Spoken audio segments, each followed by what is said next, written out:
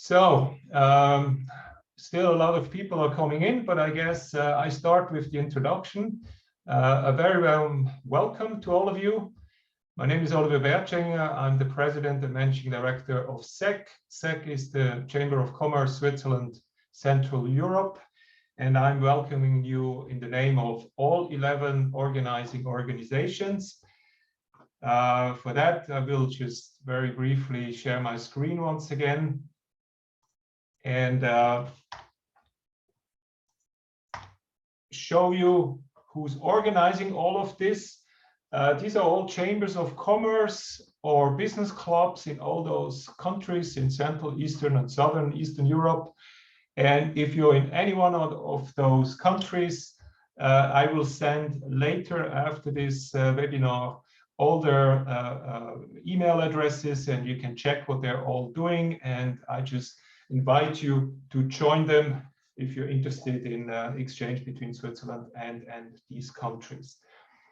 We invented this format, the CEE-Swiss Impulse Sessions, to provide people who are active in the intersection between Switzerland and one of these countries or the whole region once a month with an inspiring topic. And I think today is a good example of all that. And thank you all for being here. Now, our next session will be on the 15th of March. The topic is still unclear, but it's always at 11 o'clock on Tuesday, so you can maybe log that in. And we will inform you as soon as possible about who's going to be the speaker and the topic. Before we start, just a few technicalities. We want to be this interactive. So Sven will talk for about 30 minutes. So if you have a question, please use the Q&A section at the bottom. If you have anything interesting to add what he's saying, you can always use the chat function. Also tell everybody from where you're at the moment.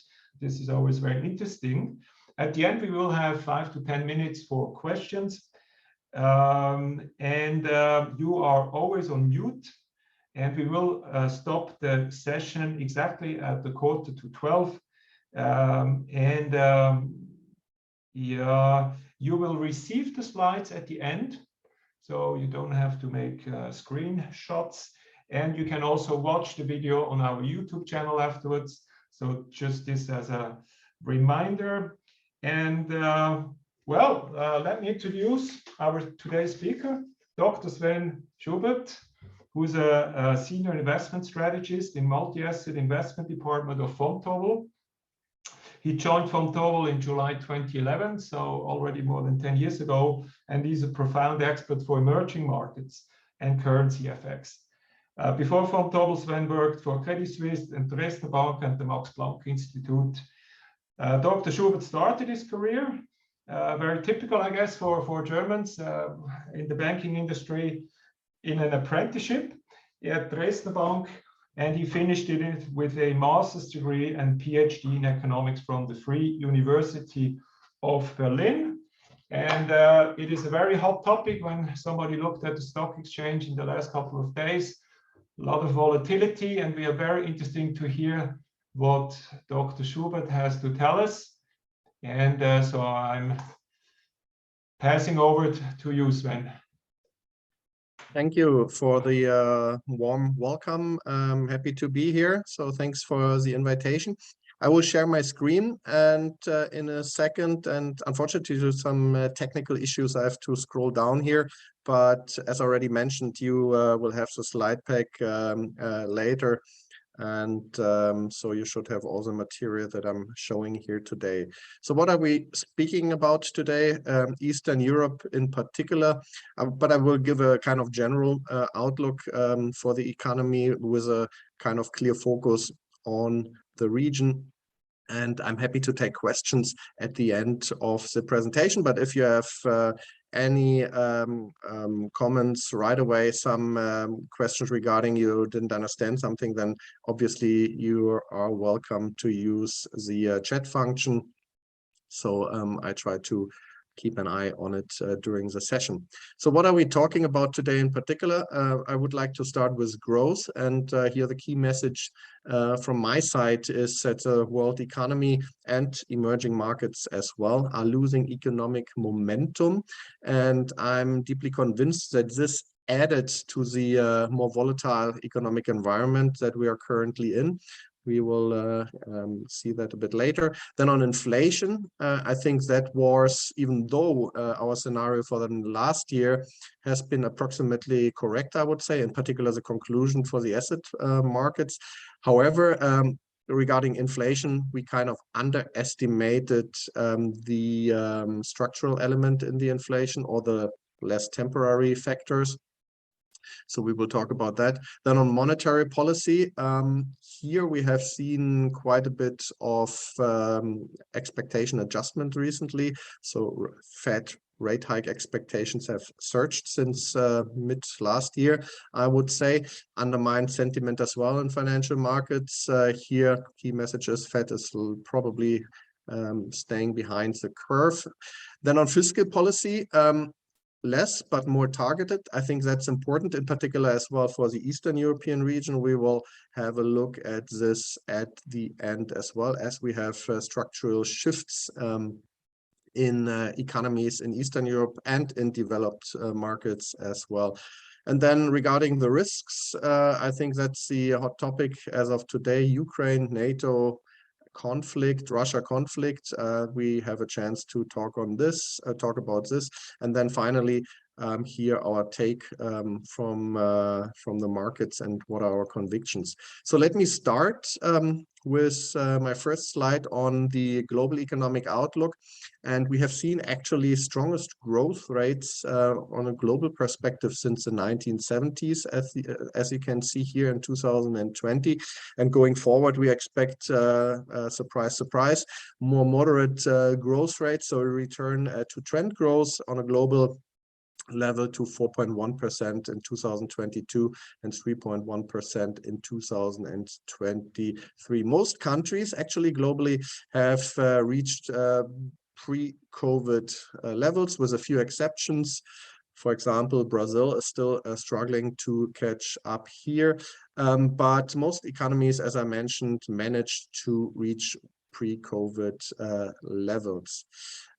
If we look on the EM side, the picture looks a bit different, because growth rates don't look that spectacular in emerging markets. We are in 2020, we have reached approximately levels of 2010, 2011. So still high growth rates, but from a historical perspective, significantly lower. And this has to do as well with one of the growth engines in the world, namely China, is increasingly losing steam. Here the low-hanging fruits in terms of growth are kind of off the table at the moment, and China focus more on the quality of growth, less on the quantity of growth, and that's why they tightened the regulatory screws in the recent past, and that obviously has a negative impulse on growth. And as the fruits are hanging higher in terms of growth prospects in China, you have to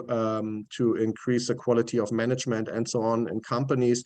And with a regulatory framework that is in place now, it gets more difficult, in my opinion. So here we should expect growth to slow to 5.5%, 5% over the next couple of years. Trend growth probably in China lies around 4.5%, 5% for the next decade.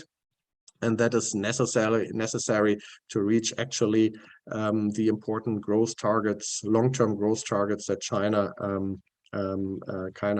communicated. So here, I think we should get familiar again with kind of trend growth between 4 and 5%. We have some positive elements that may lead to an upside surprise. COVID restrictions may fall faster than we think. It seems, or the chance is increasing, that the pandemic is turning into an endemic. So that makes the effects less scary for us. So here, I think the opening up process will come going forward over the next quarters. And in particular, Europe, developed Europe may benefit most because you have the most stringent measures here. If we look at the momentum that I mentioned that the world is losing here, we have a model that I'm happy that I managed to work as well on it, and you have the link to the original paper under the charts. You can have a look at it later. It's a big data approach. We are looking on the global level at more than 1,000 time series here on the black line. And what we look at is whether the momentum of economic data is accelerating or decelerating. And currently we are below 50% here with a black line. That means that the majority of data is currently decelerating. You cannot make the direct link to absolute growth levels, which are still very solid and very high, but this kind of weakening momentum tells you yet that you should expect weaker growth numbers going forward. And in the recent past, if you make the link to financial markets, then financial markets have been more shaky in an environment where you are in the territory below 50%. And the black line dropped 2 months ago below the 50% line, and this kind of tells you that equity returns, for example, you should expect lower equity returns than in the past 2 years. Volatility is high, and you are in a buy and on dips market environment. We will come to this later at the end. But the interesting part, I think, is on the right-hand side of page number 5, that Eastern Europe is kind of holding up better than other regions. That has to do, of course, with Russia and the commodity boom that we have seen in the recent past. But the IMF, in its recent regional economic outlook, highlighted that you have stronger underlying growth drivers currently in Eastern Europe than in other regions. And they made, or they highlighted 2 facts that made growth more resilient in Eastern Europe than in other regions, in particular than in Latin America, which is the underlying growth trend, which is more resilient, plus the younger age on average in Eastern Europe. And if you think in economic terms of the growth models, then growth or potential growth is defined by productivity plus labor force growth. And here on the labor force growth side, Eastern Europe has an advantage, in particular to countries like China, where the population is aging, and that is likely to lower the potential growth in the future. So here, if you can manage to deliver the necessary reforms, and we will speak about it a bit later going forward, then the growth outlook should be very constructive in Eastern Europe. If we look a bit into going a little bit into detail on this page, then you see that in particular in Central Eastern Europe and in Southeastern Europe, you have, or you're experiencing the highest growth rates. I have already mentioned underlying growth trend has been relatively robust and solid, just even before the pandemic crisis, then the young age. But we see as well a quick recovery of the consumption, of the household consumption in Eastern Europe. If you look at retail sales, they are not spectacularly high, but they are clearly above. Clearly above trends. And the labor markets are tightening quite nicely in Eastern Europe. In some countries, you have even wage growth numbers of above 10%. For example, in Czech Republic and in Hungary. So this is kind of adding to the consumption, and that is keeping up growth rates really relatively solid in a high territory. And this is important going forward for the growth outlook, which, as you can see here, is quite decent. In Central Eastern Europe, for example, the blue bar is still around 5%. You have in Eastern Europe, in this part, you have as well kind of 3%, and you have in Southeast Europe, you have as well around about 5% as a growth outlook. And that is a very solid outlook, in particular compared to other regions like Latin America in particular. One decisive factors for growth going forward will be how we will deal with COVID. And if you look at these numbers, then you get the impression that Eastern Europe faces more difficulties than other regions, and that is true.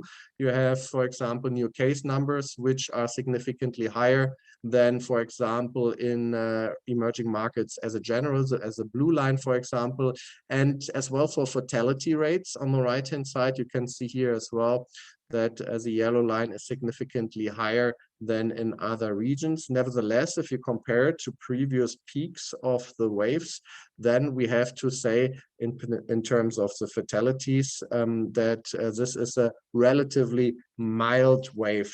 So this is important.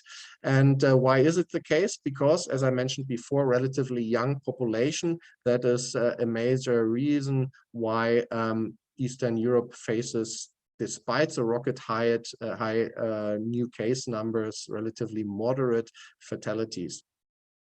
And as the pandemic crisis becomes more an endemic crisis or endemic case, countries are opening up, as we see here. This is the Oxford Stringency Index, which is coming from the Oxford University, which looks at the restrictions in each countries and in each region. And the higher the index, the more stringent the COVID measures are. So here you can see that in early 2020, the index surged. That means high restrictions. You were almost near the maximum of 100. But since then, we have seen easing of measures with sometimes a temporary increase again when the waves came back. But overall, we have still relatively moderate restrictions compared to the last 2 years, as you can see here on this chart. And this obviously improved the mobility of economies and of Eastern Europe as well, and that helped that regions and countries could digest the fifth COVID wave better than previous waves. Moreover, businesses adjusted much better now to the restrictions. That's clearly as well adding to it. I don't want to talk too much about this kind of screen. This is something you can look at privately when you have the presentation, but I tried to shade here certain kind of cells that tells you where are the critical areas in that of kind of COVID tracker for Central Eastern Europe. This is data as of 2 days ago, and you see a lot of red here on the left-hand side for the cases, and this is what I have mentioned, that you have rocket high case numbers currently in emerging markets and in Eastern Europe in particular here the Baltic countries and Central Eastern Europe, which are closer to developed Europe. We have high COVID numbers as well in Germany, for example. And the second red shaded area, I would say, is the fatality column here. And you see here that in Southeastern Europe, you have higher numbers, more tourism, which clearly adds to it. But in general, why the region is a bit more vulnerable than other regions is that the vaccination rates are lower in Eastern Europe than, for example, in developed Europe. You see here the share of population which is fully vaccinated, and it's clearly below 50%, which has to do as well with the fact that you have younger populations and they think it's less necessary for them to take the shot here. But as you can see, it didn't impact much the restrictions in these regions. So overall, I think the environment is still relatively supportive for moderate growth numbers going forward. In particular for Eastern Europe, you see the last column, that's again the Oxford Stringency Index, and you have relatively low readings in the entire region. In particular, if you compare it, for example, to Asia, if you move up here into this kind of row, then you see that emerging Asia has an average Oxford Stringency Index of 60 compared to 49 in Eastern Europe. In particular, China is running a zero COVID strategy at the moment. During the Olympic Games, probably they will ease after. But here you can see you have relatively easy conditions in terms of restrictions, and that is positive for the growth outlook going forward. Coming to the other important topic, which is inflation. And that is now our view as well, that it's less temporary than we initially thought. Here you see the global inflation readings with divided by EM and DM. And you see that it is actually less spectacular than you may think after reading the newspapers, because these three lines are just around the numbers that you have seen in 2008. But if you look at important developed markets like the US, then it's very spectacular actually, because you have, with a recent inflation reading of last week, 7.5% year-on-year growth, which you have seen last time in 1982. So I think you need to be of the age of 62 to have experienced such high inflation while being in the labor force, being 18 or older. So actually most of us probably have never seen this kind of high inflation readings. And this has to do with several factors. We have seen high commodity price inflation. We will come to this in a second.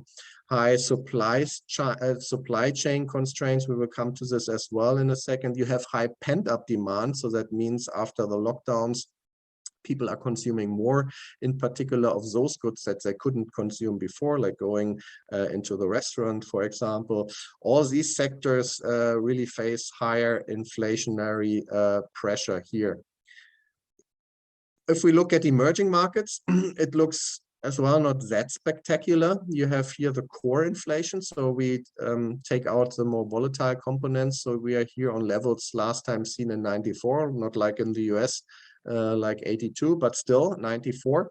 And even interesting, I think, is that Asia has much lower inflation pressure than other regions, than Latin America, for example, and EMEA as well, in terms of inflation contribution.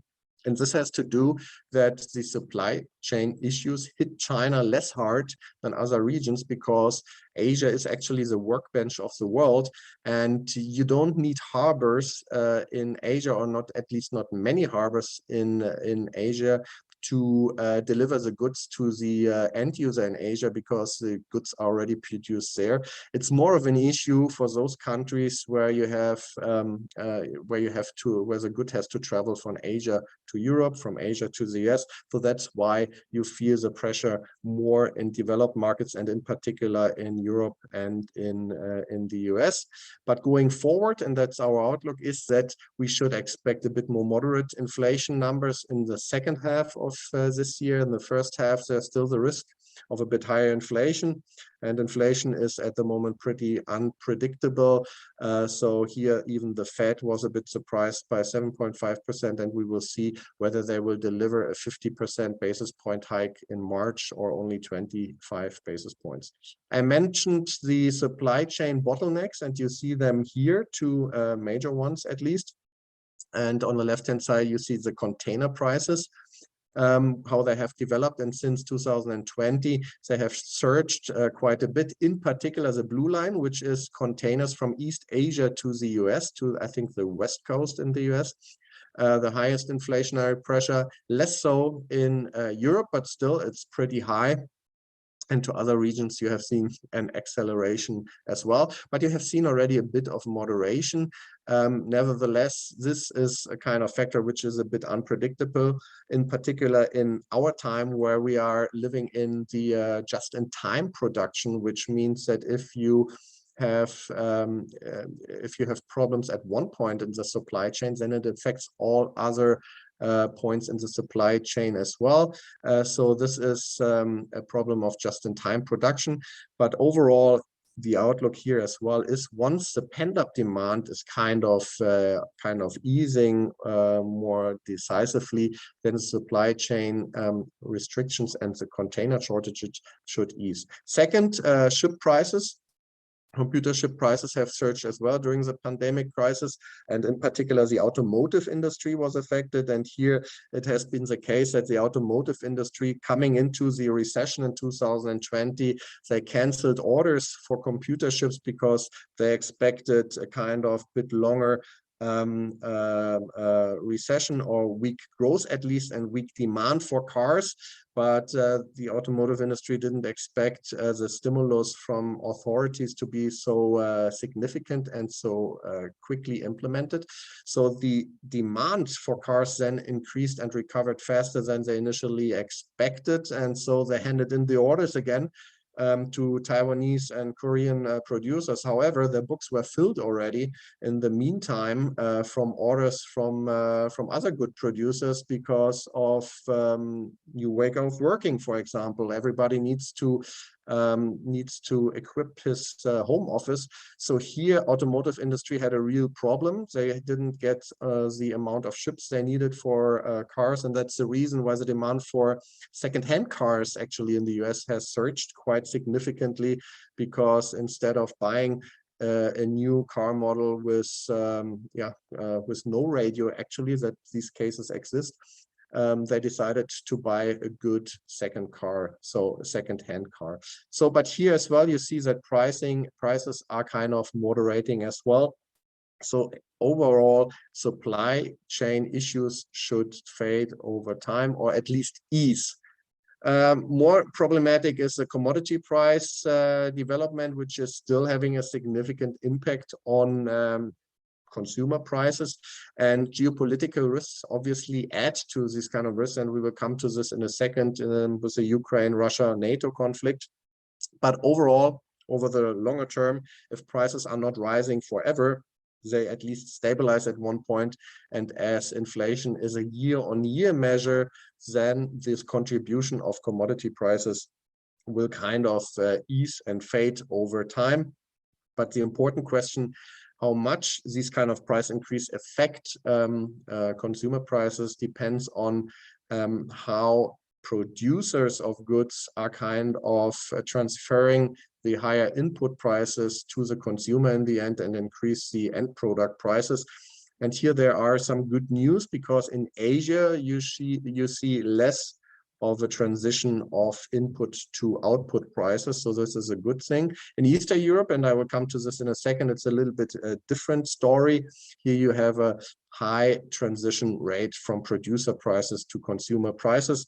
But you see as well here that if you look at survey data, that here at least there is some kind of moderation of the perceived input price pressure by producers.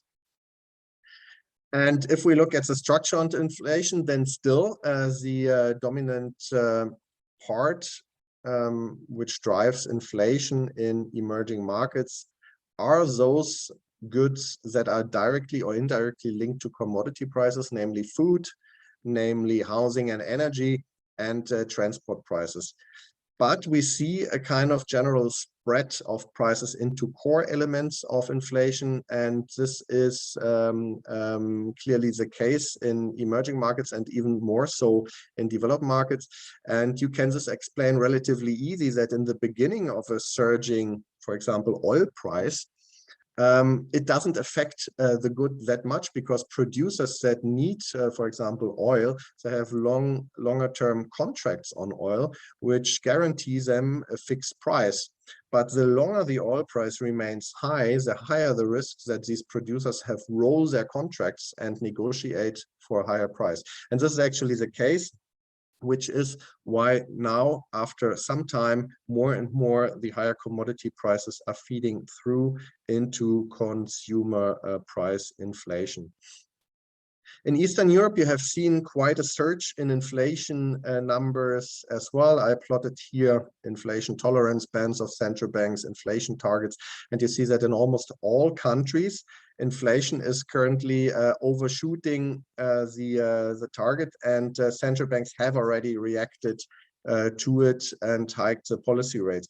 But the Eastern European situation is a bit special, I would say, compared to other regions, because, as I have said, the transmission process of producer price to consumer prices is higher, which has probably to do as well with the fact that you are that the demand for commodities, like, for example, oil, is higher, for example, in a country like Poland and Czech Republic than, for example, in a Latin American economy.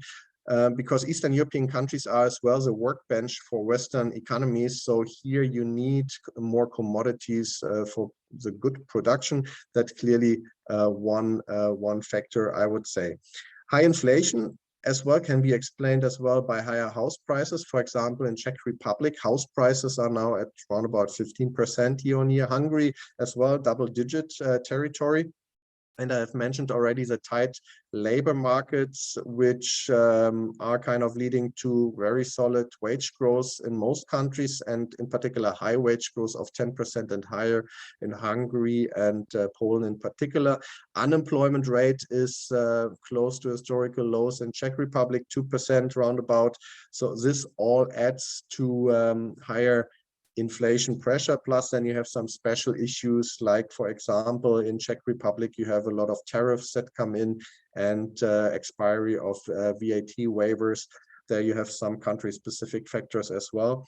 And countries, moreover, which have more flexible exchange rate regimes are suffering more. Belarus and Turkey in particular, as we have probably seen over the last couple of quarters, where you see more depreciation of the currency, you see more in higher inflation.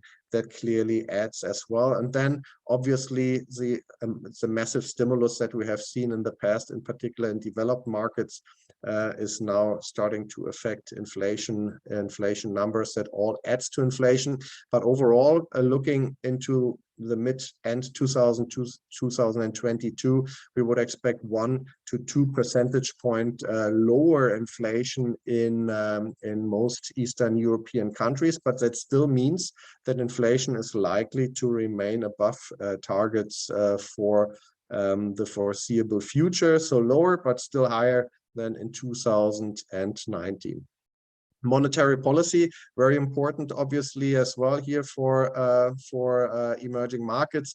And very briefly, we expect here kind of balance sheet reductions and higher policy rates in the US and in the ECB. Market is, in our opinion, now fairly priced in the US. So here, so far, emerging market assets relatively well digested the policy tightening. One of the reasons why they did so is that they did a lot of preemptive rate hikes. Here on the right-hand side, you see the policy rate change over the last 12 months, and you see quite a decent amount of rate hikes in Eastern Europe, and that gives a kind of cushion for emerging markets. And you see that in particular on the right-hand side, just having a focus on the right-hand side, here the blue bars, which are the difference in real policy rates between the developed markets and emerging markets, and the blue bars are now at the highs of previous cycles. So that gives a nice cushion once the policy tightening cycle is started in the US. Second point I would like to mention is fiscal policy, less but more targeted. Here I plot together the IMF data for primary fiscal budget balances, and you see here in this column mainly positive numbers, which means that the 2022 budget is more restrictive than the 2021 budget. For example, let's take, for example, here Eastern Europe, minus 1.7 to minus 1.2, so less fiscal monetary fiscal spending. So this all is a negative for growth, but as we should see an easing lockdown restrictions, that should counter these kind of measures which are negative for growth overall. But fiscal policy is most likely having a negative contribution, and it's important that we have more targeted structural fiscal policy, because we should see a reallocation of labor from those hard-hit sectors like hospitalization towards IT and finance. If you want to have more detail and insight into it, I recommend to read here the regional economic outlooks. They did a nice study of and give even numbers how much this will affect the labor force. Finally, on the risk side, we highlight kind of 3 risks. I mentioned already the Fed, in our opinion, fairly priced, but the risk is that the Fed increases policy rates faster than we initially thought.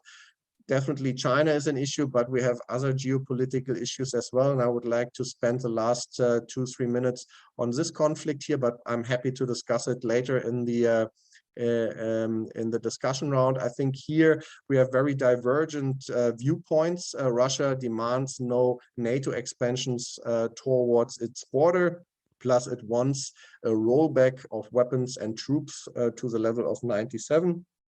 And this is clearly something which is not in line with what the NATO wants. And moreover, they don't want new members in the NATO, in particular close to its borders. And both kind of demands the NATO already rejected.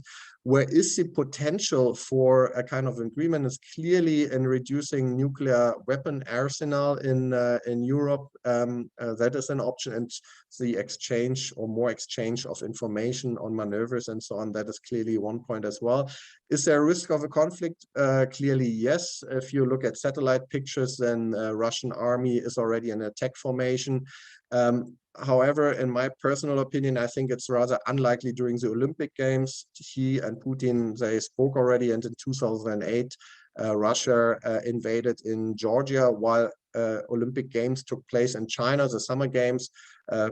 Previous Chinese president was not amused, but the risk is clearly present. But we see as well that both sides are willing to negotiate, and here we hope that they will agree an agreement, and as a whole conflict is a risk for Putin as well.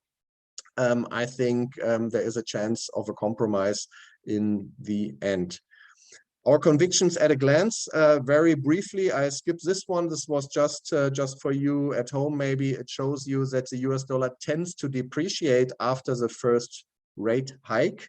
And that is good news for Eastern Europe because it means a stronger euro or euro recovery, and Eastern European currencies are correlated with the euro. So I think here, second half or even late Q2, there's a chance of higher Eastern European currencies once the policy tightening cycle has started in the US.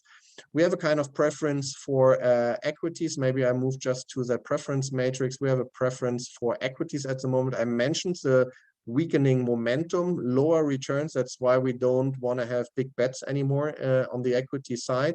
But still, there is no immediate risk for the global economy in our opinion here.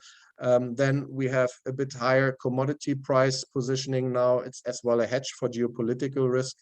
So these two risk asset positions we currently have. And I think it's the time for emerging markets is coming. I've mentioned CEE currencies already around the first rate hike, and that's what our analysis tells once the policy tightening cycle has started. Here the emerging markets assets tend to recover, and we see, as I would like to mention, positive signs that the Chinese economy is recovering, and it's so important for the whole emerging market spectrum that here emerging market assets should get more support than it had in 2021 and 2022. So we're here a bit more optimistic.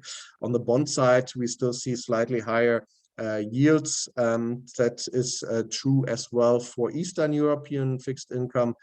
So here I think it's a bit too early to enter this segment. And that's it from my side. And I would like to give back to you, and maybe we have a little bit of a discussion.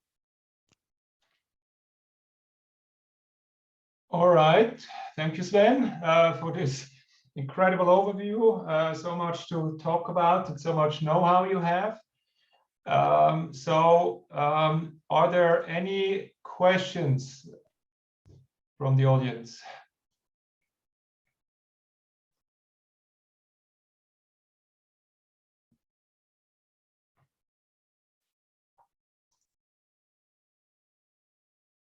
If so, you can type them in the Q&A below.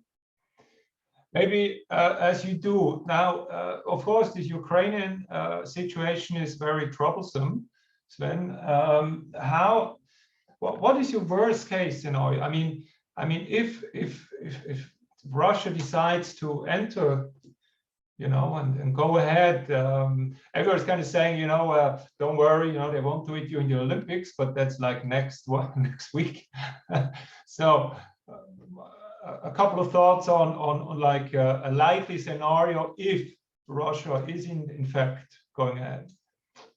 Yeah, I mean, definitely that's sounds a bit or not really optimistic, because Olympic Games will end at one point.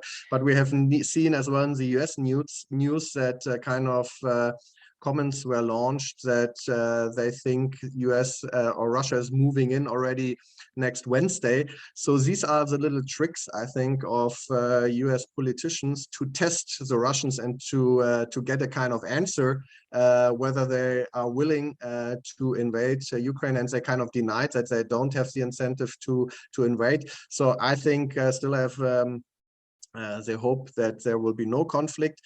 But the risk, I think, is that obviously that the IT war kind of continues, so undermining web pages from Ukrainian institutions. That's clearly one thing. If Russia would move in, clearly this would have extremely harsh consequences for Russia, for the economy. The oil sector would be targeted, the financing sector would be targeted, foreign accounts of officials would be targeted, even though Russian officials are not allowed to have accounts abroad, but oligarchs would be hit. So it has a political risk component for Putin as well, because the backbone of the economy would probably be hit hard, and so his support in the domestic economy, if you look at polls, has already been falling. So it's a risk that this doesn't bode well for Putin in the end. So that's why we are looking for a compromise here in reducing nuclear weapons. But what would be the consequences for financial markets? I think commodity prices would be higher and inflation pressure would be higher, and the supply of commodities like oil and gas would be more at risk. Russia is now already delivering only 30 or 40% of what they usually deliver in terms of gas to Europe, and they kind of use it as an instrument at the negotiation table. So that's clearly a risk here. That commodity prices remain higher for longer, plus obviously the economic impact on Russia and the region that trading more heavily with Russia, and Europe would clearly take a hit as well. That's for sure. So it would be negative for growth and higher commodity prices, and actually inflation would probably increase a bit further. Okay, so as usual, we stop precisely at the 1:45. So for the ones who have to leave, thank you very much for having been here, but we will continue with the Q&A. As I've seen, we have a question from Pavel. You also see them, Sven? If you go to the F&A. Sorry, yeah. Yeah. Very briefly, it's definitely the long-term structural drivers remain labor force growth and productivity. As I mentioned, there is a shift in the economic structure from those hard-hit sectors to the IT sector. It will be important that the government kind of initiates supportive measures, that labor force is better equipped for these kind of sectors like finance and IT. That is very challenging because different skills are demanded by different sectors. So that is important for productivity and potential growth. And the other thing, a relatively young population you have already. So this is a positive thing. So I think here you fulfill already one criteria for the growth prospect longer term. Short term, it will clearly be important that we leave COVID behind us, opening up so the demand in developed Europe is increasing, and hopefully no geopolitical escalation. Okay, that was it for Ulrich, I guess, and inflation estimation. And what is the risk for the EU economy and emerging market? I think you touched a bit on the inflation and the estimation. But, yeah. We have it in the chart pack. There are our forecasts. I mean, if we talk about Eastern Europe, then inflation should come down by 1 to 2 percentage points, depending on the country. But importantly is that Asian inflation remains low, in particular China. And here we only have inflation around 2%. This should increase by another 0.5 percentage points. And as long as inflation in Asia remains in check, then inflation in emerging markets should remain relatively moderate, because Latin America is not contributing that much, with the exception maybe to food price inflation overall. But here, all the obstacles that we are currently facing in the supply chains need to fade. Then we are probably in our scenario of 1-2 percentage points lower inflation.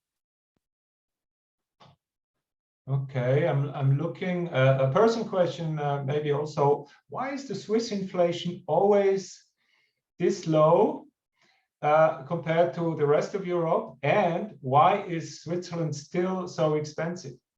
Yeah, very good questions. I mean, both are linked together. I mean, because you can say that higher inflation leads to policy tightening, and that should strengthen the currency, which is true in the short term. But in the longer term, lower inflation is actually leading to structural appreciation pressure, and this is the case in Switzerland.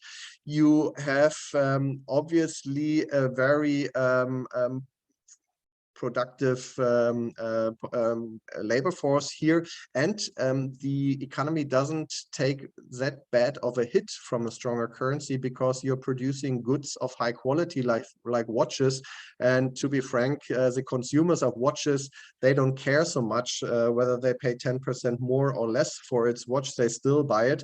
So here I think that's the case. And then this is a structural trend generally, that I think with the digitalization, the internet, which makes prices more transparent, and we are consuming more in the digital space, where you can buy the good in Germany and not in Switzerland. And this has kind of price pressure on Germany. People are buying their bicycles not in Switzerland, they go to Germany actually, and this has price pressure. And I think this convergence process has not yet is not at the end yet. Lower inflation pressure therefore, and that justifies then over time via higher purchasing power in Switzerland, the stronger currency. And I would see parity versus the euro in 12 months or so. Okay.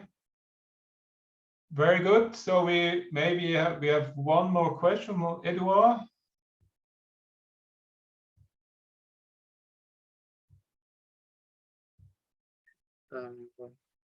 The second, you mean, or which? Yeah. So he says Swiss franc revaluates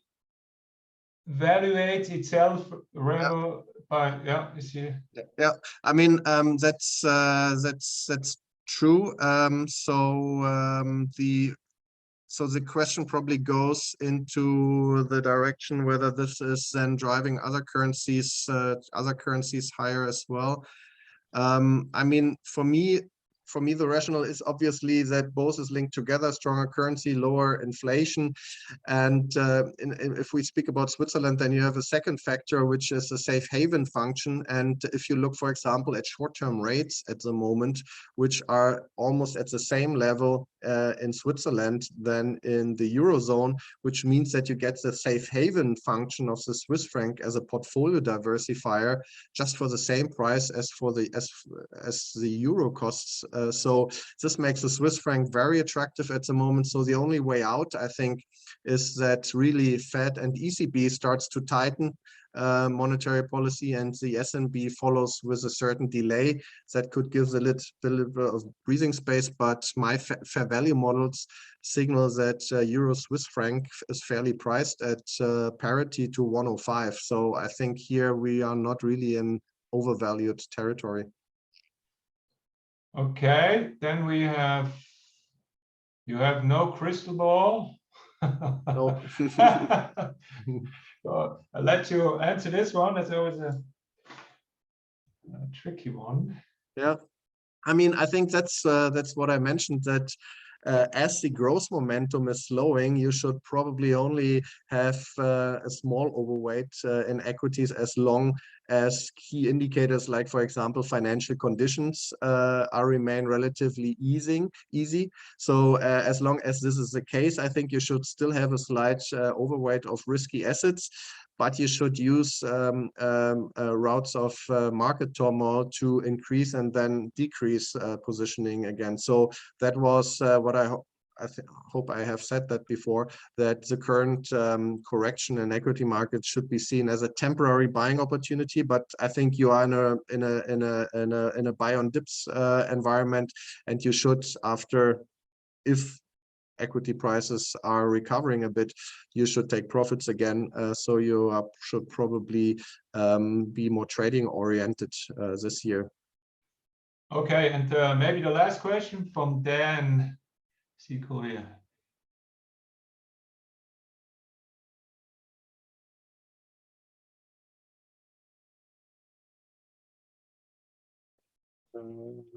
Yeah, so it's just actually a remark of Dan. Who's it's a bit also something I was thinking myself. So overall, all countries in Central Eastern Europe do have a tendency to with decreasing populations, and also all the people in the country. And in fact, a lot of what you were saying, what the problems with the aging populations could as well hit Central Eastern Europe. Not as much all emerging markets, but Central Eastern Europe has a tendency to have, I think, an aging population. But that's what I guess. But probably, I think the case I wanted to make is that you have more severe issues probably in kind of key other emerging markets. China in particular will have a hard time, as they are already in a downward trajectory of the labor force. Plus, they are regulating their tech sector, which is actually negative for productivity. So you have two negative influencing factors for longer term growth potential. And I think here the situation looks a bit better in several Eastern Europeans. Okay, so Dr. Schubert, so I guess we've had a very interesting overview in the region. So I thank you a lot for your willingness to do that for us and to talk to the Central Eastern European audience that we've had today. To everybody who's still listening, who are a lot of people, the next CEE-Swiss Impulse session will be on the 15th of March. And I hope to see you and hear you in the name of all 11 organizations. And I wish all of you a very successful day and time, and all the best. Bye-bye. Bye-bye. Thank you.